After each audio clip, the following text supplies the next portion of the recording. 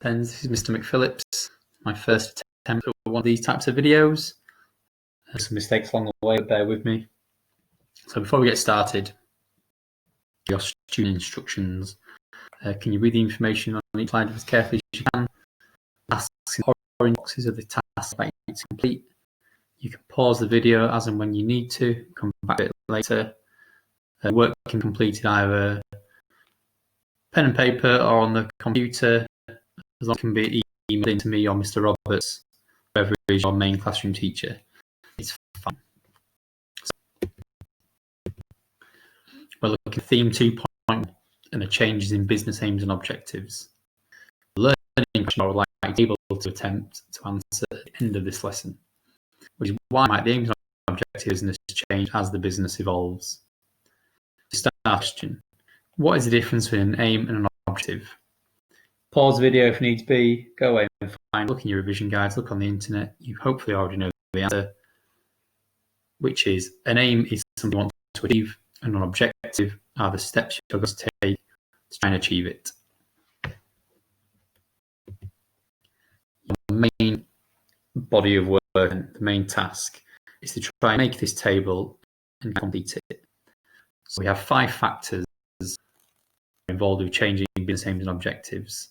I would need to turn those into a definition and explain final them, whether it's a negative or positive, and why. I'll tell you little bits and pieces, but you'll also need to do some internet research to help you find out as well. There is some information available for you to use. The first one is market conditions. This refers to growth or decline in a market. Are products popular? Are they selling well? Is there a demand for the product? How can that demand affect positively or negatively how our business needs to change its aims and objectives? If the market's going well, then there's opportunity for growth and expansion. If it's doing badly, they may need to change their objective to focus more on survival. Technology, as you know, technology changes constantly. Businesses can use that to improve how they run their business. It could be that technology can help them make things quicker, more cost-effective. That increases their output of production.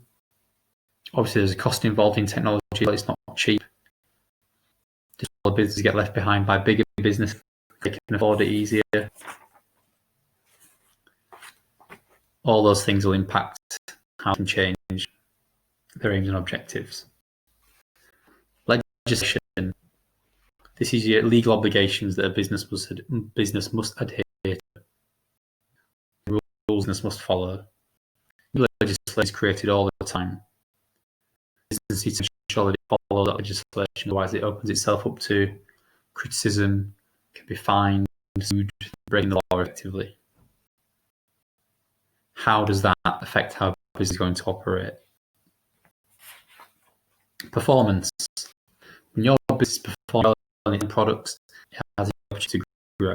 When it's performing badly, sales have gone down, maybe competitors are doing better than you are, maybe they've reduced their price, maybe you've reduced your price, it hasn't worked.